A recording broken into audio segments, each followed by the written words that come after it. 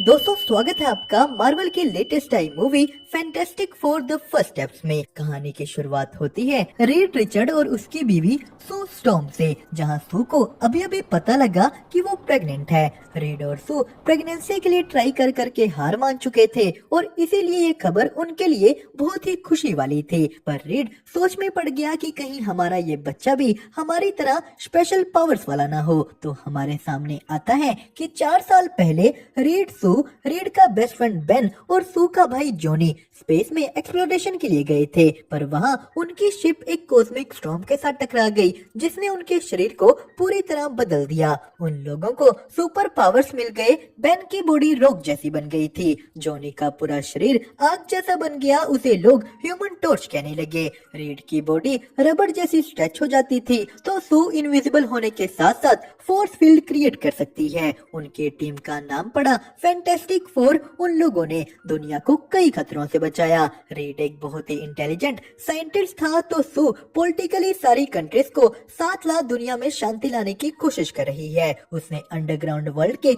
Leader Harvey के साथ भी समझौता कर लिया। पूरी दुनिया फैंटास्टिक फोर से प्यार करती है। तो अभी इस वक्त जॉनी और बेन डिनर के लिए रीड और सू का वेट कर रहे थे, जो पहली बार संडे डिनर के लिए लेट हो गई हैं। बेन सू और रीड का चेहरा देखकर ही समझ गया कि सू प्रेग्नेंट है। सब लोग सेलिब्रेट करने लगे। पूरी दुनिया को भी ये खबर दे दी जाती है। उनके पूरे घर को बेबी प्रूफ कर दिया गया। सब लोग यही सोच रहे हैं कि क्या बेबी के पास भी सुपर पावर्स होंगी। रीड इसी चीज की रिसर्च कर रहा है, तो इसी के साथ साथ उन्हें स्पेस से कई नई ट्रांसमिशंस मिल रही थी। रीड टेलीपोर्टेशन पर भी रिसर्च कर रहा है। वो एक अंडे को टेलीपोर्ट कर पा रहा था, पर इसके लिए बहुत ही ज्यादा एनर्जी लग रही थी। जिसके बाद जॉनी स्पेस से आई ट्रांसमिशन सुनने लगा। ये किसी और ही लैंग्वेज में थी, तो सू ने उनके रोबोट हर्बी को बच्चे का क्रिब बनाते देखा। वो रीड को कहती है कि क्रिब तुम्हें बनाना चाहिए था, पर रीड कहते हैं कि मैंने ये बनाया, देखो इससे मैं टेस्ट कर पाऊंगा कि बच्चा नॉर्मल है या नहीं।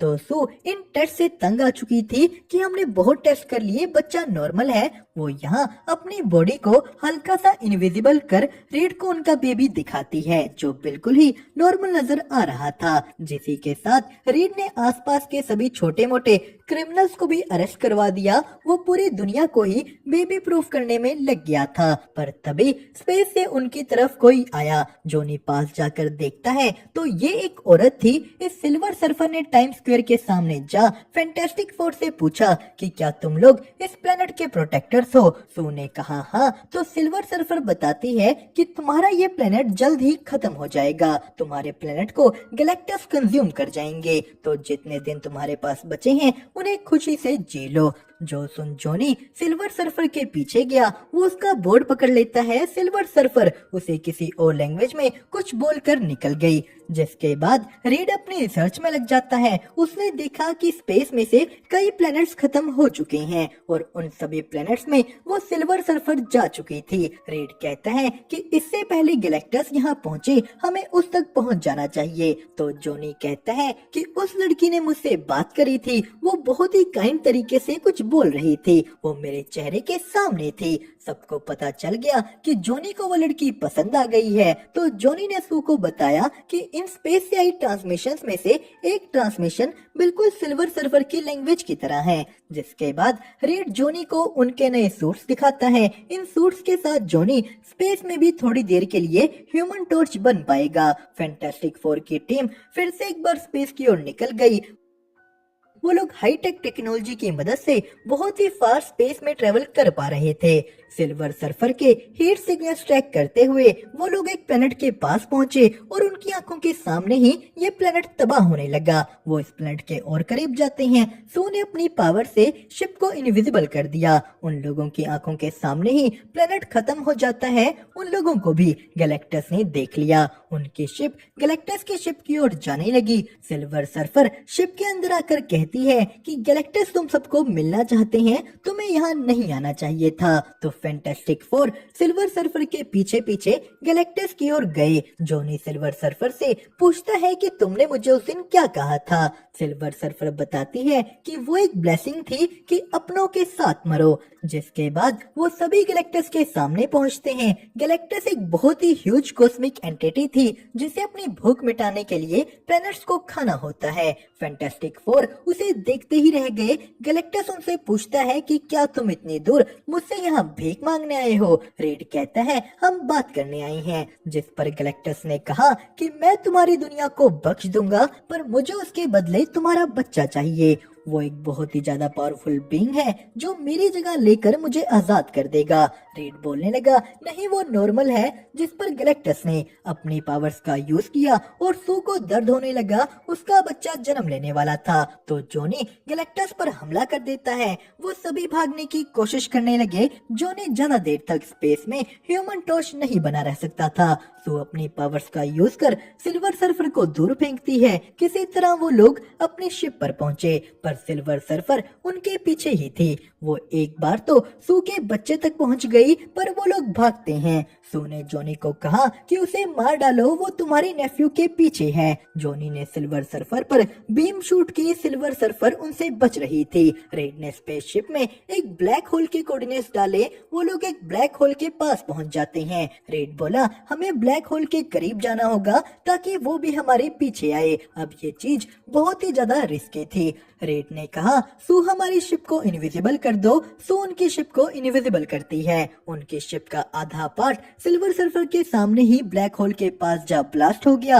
वो भी उस ब्लैक होल में फंस जाती है। तो फैंटास्टिक फोर साइड से निकल गए और यहीं स्पेस में ही सू अपने बेटे को जन्म देती है। उन्होंने अपने बच्चे का नाम रखा फ्रैंकलिन। फैंटास्टिक फोर अपनी फैमिली के नए मेंबर को लेकर अर्थ पर पहुंचते हैं। अर्थ के सब लोग खुश थे। मीडिया वाले रेड से पूछते हैं कि आपने गैलेक्टस को कैसे हराया? रेड कहता है हमने नहीं हराया, हमने उससे बात करने की कोशिश की, पर गैलेक्टस को हमारा बच्चा चाहिए। उसने कहा कि तुम अपना बच्चा दे दो और मैं अर्थ को बख्श दूंगा, जिसके लिए हमने मना कर दिया। तो इधर गैलेक्टस कहता है कि मुझे वो बच्चा चाहिए, उस बच्चे में इनफिनाइट पावर्स हैं। जिसी के साथ इधर रीड और उसकी टीम सोच रही थी कि उन्हें क्या करना चाहिए। रीड के पास कोई सोल्यूशन नहीं था।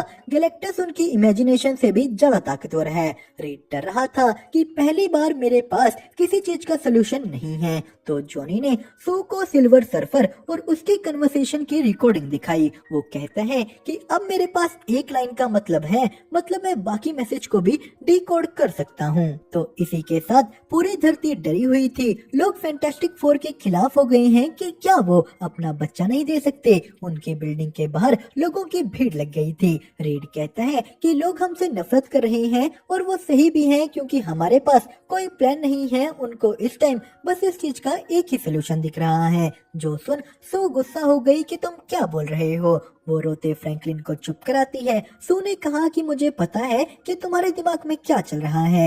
रीड बोला नहीं, मैं अपने बेटे को गैलेक्टस को कभी नहीं दूंगा। मेरा काम सोचना है। मैं बुरी बुरी चीजें सोचता हूँ ताकि उनका सोल्यूशन निकाल सकूं। रीड कहता है कि मैं सब ठीक कर दूंगा। तो सू फ्रैंकलिन को ले लोगों के बीच पहुंच गई कि ये मेरा बेटा है फ्रैंकलिन। सू ने कहा कि मेरी मॉम हमेशा कहती थी कि सू मैं तुम्हारे लिए जमीन आसमान दोनों को हिला दूंगी और वो ही मैं अपने बच्चे के लिए करूंगी। सू ने कहा कि मैं इस प्लेनेट के लिए अपने बच्चे को सैक्रिफाइस नहीं करूंगी और ना ही मैं अपने बच्चे के लिए इस प्लेनेट को सैक्रिफाइस करूंगी। हम लड़ेंगे, हम एक परिवार बनकर लड़ेंगे। तो सू की उस जमीन आसमान हिलाने वाली बात से रीड को एक आइडिया आया। वो कहता है कि हम अपने अर्थ को ही एक ऐसी जगह मूव कर देंगे जहां गैलेक्टस नहीं आ सकता। रेड यहाँ उस अंडे की तरह पूरी अर्थ को मूव करने की बात कर रहा है। वो ऐसा करके अर्थ को इतनी दूर ले जाएगा जहां तक गैलेक्टस लाखों सालों तक नहीं आ सकता। तो इस चीज के लिए उन्होंने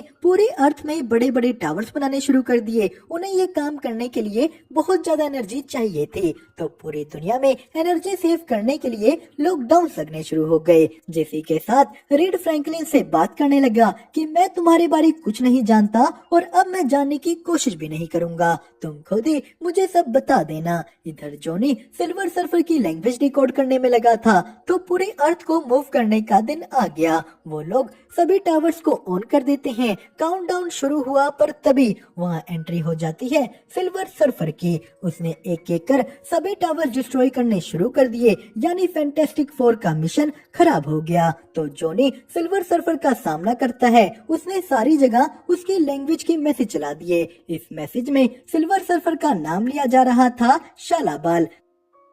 जोनी शालाबाल से उसके लैंग्वेज में बात करता है। उसे शालाबाल के बारे पता लग गया था कि वो एक साइंटिस्ट के प्लेनेट से आती है और जब गैलेक्टस उसके प्लेनेट को कंज्यूम करने आया, शालाबाल ने अपने प्लेनेट को बचाने के लिए गैलेक्टस की गुलामी करनी शुरू कर दी और इन ट्रांसमिशंस में उसके प्लेनेट के लोग उसे थैंक यू कह रहे हैं, पर बाकी के प्लेनेट से बस दर्द भरी चीखें सुनाई दे रही थी। शालाबाल ये सब नहीं सुन पाती, वो ऊपर उड़ गई तो जॉनी उसके पीछे आया। वो कहता है कि ये मेरा प्लेनेट है और मैं भी इसे तुम्हारी तरह बचाऊंगा। जॉनी कहता है फ्रैंकलिन की जगह मुझे ले जाओ। शालाबाल कहती है ऐसा नहीं हो सकता। वो कहती है कि बच्चा लेकर यहाँ से भाग जाओ। तो नीचे अब वो अर्थ को मूव नहीं कर सकते थे, जिसपे रीड को एक और आइडिया आया। वो कहता है कि हमें गैलेक्टस को यहाँ लाना होगा। हम उसे यहाँ टाइम स्क्वायर में लाकर एक ऐसी जगह टेलीपोर्ट कर देंगे जहाँ से वो कभी वापस ना पाए। अब इस काम के लिए उन्हें 37 सेकंड तक गैलेक्टस को टावर्स के बीच रखना होगा। बेन ने पूछा कि हम उसे यहाँ तक लाएंगे कैसे, तो सू समझ गई कि रीड फ्रैंकलिन को एज अ बेट यूज करने का सोच रहा है। जो सुन सभी कहने लगी कि ये बकवास प्लान है। रीड कहता है कि यही एक प्लान है। जिसके बाद वो लोग इस चीज की तैयारियां करने लगे। उन्हें ये सारा एरिया खाली कराना होगा। सो इस काम के लिए अंडरग्राउंड वर्ल्ड के लीडर हार्वी को मनाती है। इसे मॉल मैन भी कहा जाता था।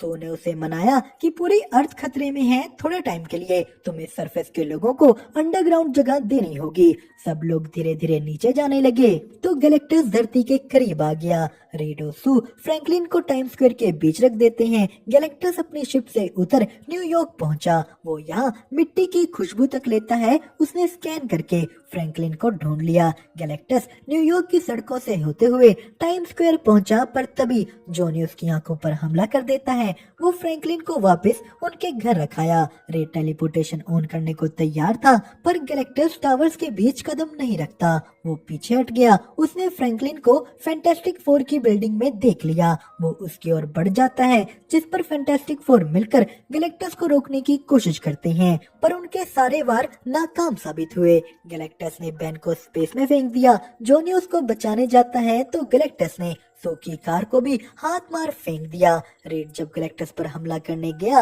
गैलेक्टस ने उसे कीड़े की तरह पकड़कर स्ट्रेच करना शुरू कर दिया। रेड के कपड़े फटने शुरू हो जाते हैं। वो दर्द से चिल्ला रहा था तो तभी वहाँ जॉनी और बेन आ गए। उन्होंने रेड को बचा लिया, पर गैलेक्टस जाकर फ्रैंकलिन को उठा लेता है। सो ने अपने बेटे को उसके पास देखा। वो अपनी पूरी पावर्स का यूज कर गैलेक्टस को रोकने में लग गई। अब सू अपने बच्चे को बचाने के लिए अपनी लिमिट से भी ज्यादा पावर यूज कर रही थी।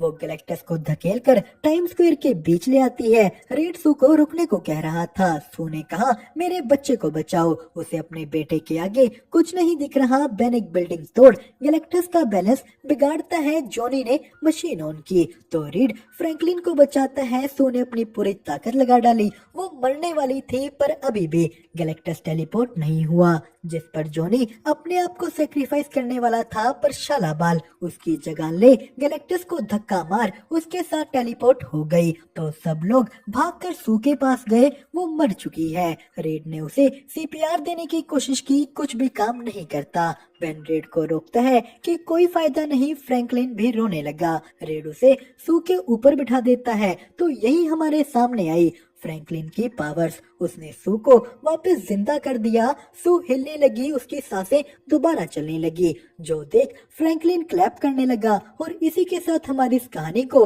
मिली एक हैप्पी एंडिंग। पर दोस्तों, इस कहानी में एक मिड क्रेडिट सीन था, जिसमें 4 साल बाद जब सू फ्रैंकलिन को बुक पढ़ा रही होती है, वहाँ आ जाता है डॉक्टर डूम और हमारी कहानी होती है यहीं पर खत्म। आपको इसकी एक्सप्लेनेशन कैसी लगी हमें कमेंट करके जरूर बताएं।